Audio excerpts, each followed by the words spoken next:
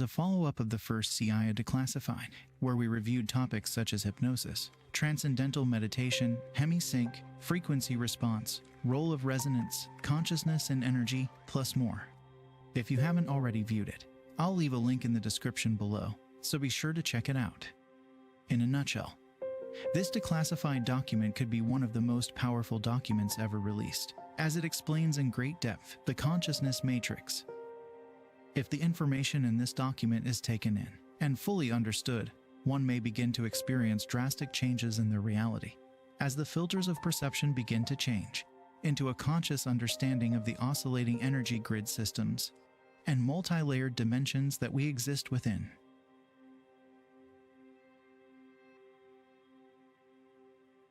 Before our explanation can proceed any further, it is essential to define the mechanism by which the human mind exercises the function known as consciousness, and to describe the way in which that consciousness operates, to deduce meaning from the stimuli which it receives. To do this, we will first consider the fundamental character of the material world in which we have our physical existence. In order to accurately perceive the raw stuff with which our consciousness must work, the first point which needs to be made is that the two terms, matter and energy, tend to be misleading, if taken to indicate two distinctly different states of existence in the physical world that we know it.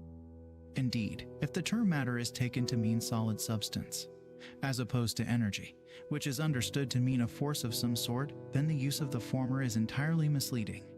Science now knows that both the electrons, which spin in the energy field located around the nucleus of the atom, and the nucleus itself, are made up of nothing more than oscillating energy grids. Solid matter, in the strict construction of the term, simply does not exist. Rather, atomic structure is composed of oscillating energy grids, surrounded by other oscillating energy grids, which orbit at extraordinarily high speeds. In his book, Stalking the Wild Pendulum, Itzhak Bentov gives the following figures. The energy grid which composes the nucleus of the atom vibrates at approximately 10 to the power of 22 Hz, which means 10 followed by 22 zeros, at 70 degrees Fahrenheit. An atom oscillates at the rate of 10 to the power of 5 Hz. An entire molecule, composed of a number of atoms bound together in a single energy field, vibrates in the range of 10 Hz. A live human cell vibrates at approximately 103 Hz. The point to be made is that the entire human being, brain, consciousness and all is, like the universe which surrounds him, nothing more or less than an extraordinarily complex system of energy fields. The so-called states of matter are actually variances in the state of energy, and human consciousness is a function of the interaction of energy in two opposite states, motion versus rest, in a manner described in the following paragraph.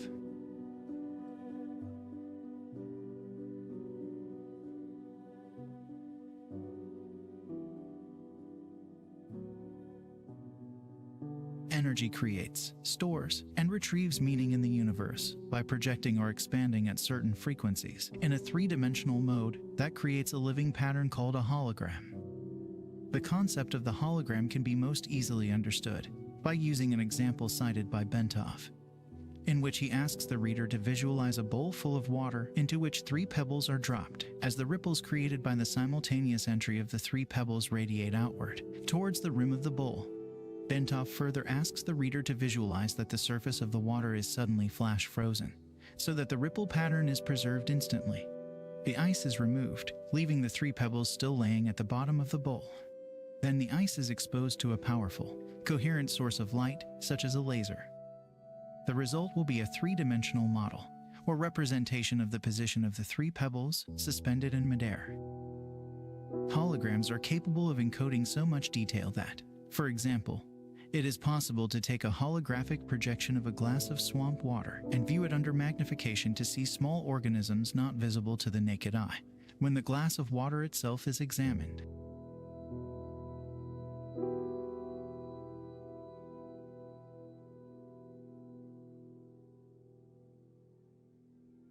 Of further importance is the fact that, even if we dropped our frozen hologram of the ripple pattern on the floor and broke it into a number of pieces, each individual piece would recreate the entire holographic image all by itself. The smaller the piece, the fuzzier and more distorted would be the resulting holographic projection. but the fact remains that a whole projection would nonetheless be made.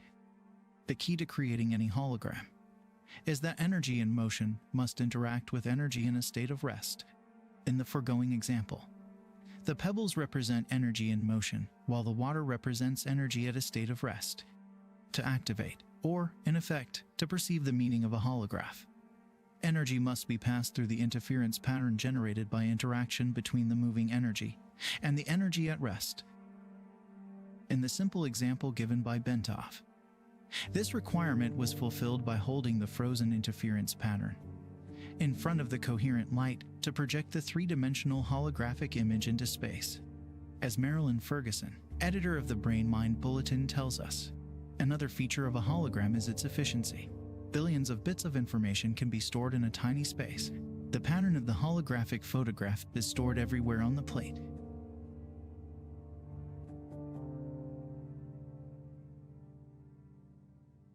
The universe is composed of interacting energy fields, some at rest and some in motion.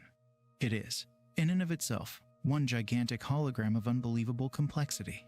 According to the theories of Karl Pribram, a neuroscientist at Stanford University, and David Bohm, a physicist at the University of London, the human mind is also a hologram, which attunes itself to the universal hologram by the medium of energy exchange, thereby deducing meaning and achieving the state which we call consciousness.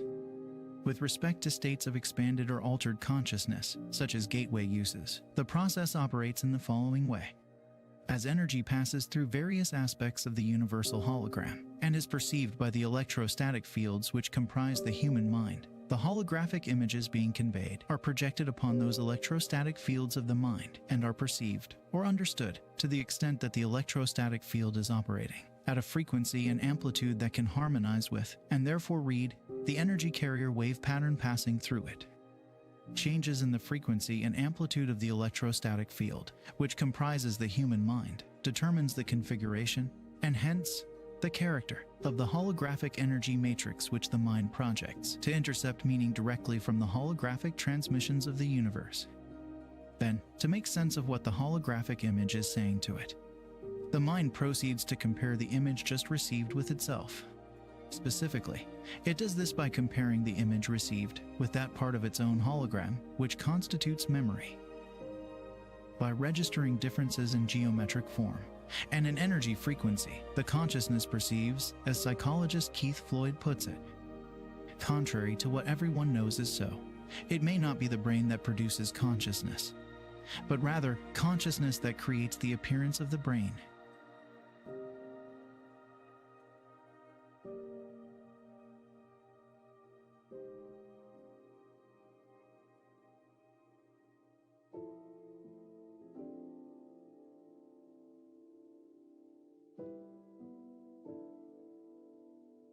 The consciousness process is most easily envisaged if we picture the holographic input with a three-dimensional grid system superimposed over it, such that all of the energy patterns contained within can be described in terms of three-dimensional geometry using mathematics to reduce the data to two-dimensional form. Bentov states that scientists suspect that the human mind operates on a simple binary go, no-go system, as do all digital computers. Therefore, once it superimposes a three-dimensional matrix over holographic information it wishes to interpret, and reduces that information mathematically to two-dimensional form, it can completely process it using its fundamental binary system. Just as any computer made by the hand of man can process volumes of data and make various comparisons between the data and information stored in its digital memory.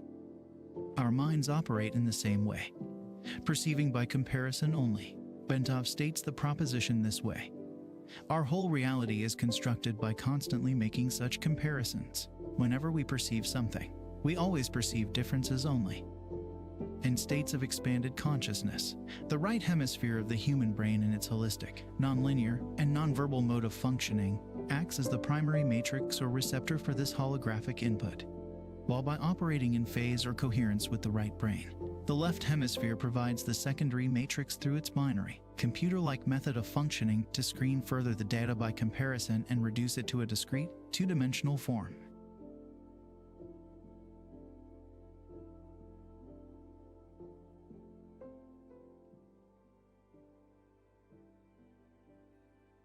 To the extent that Gateway succeeds in bringing about a refinement in energy matrix of the mind, it succeeds in expanding or altering human consciousness so that it can perceive without recourse to the intercession of the physical senses, such that ever more of the universal hologram can ultimately be perceived and understood.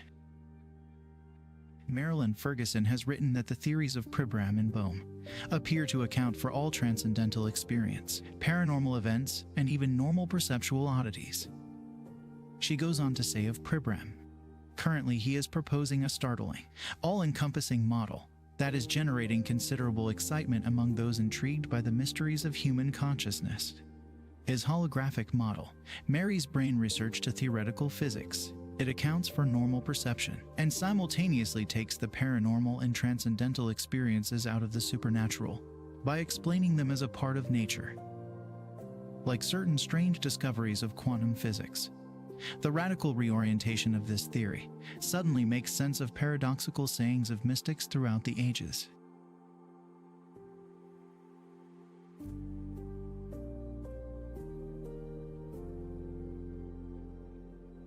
To complete our outline of the process by which the mind achieves and exercises consciousness, we must also describe the mechanism which accounts for the aspect of human thought that differentiates it from the consciousness of plants or animals, i.e., self-cognition. Humans not only know, but they know that they know. They are able to monitor the process of their own thinking and maintain an awareness of it.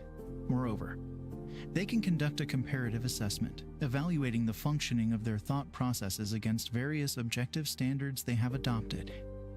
Human consciousness can do this because it has the capacity to duplicate aspects of its own hologram, project them out, perceive that projection, put it through comparison with the memory aspect of its own hologram, and measure or sense the differences using three-dimensional geometry, and then binary go, no-go, pulse to yield verbal cognition about the self. Thank you for watching. Be sure to check out the next installment of CIA Declassified, where we will be reviewing the following topics: time-space dimension, intervening dimensions, subatomic particles, dimensions in between, out-of-body experience, absolute and perspective, toroidal fields, quality of consciousness, the gateway method, and more. If you found this video interesting, please take a moment to leave a like and share it with someone you know.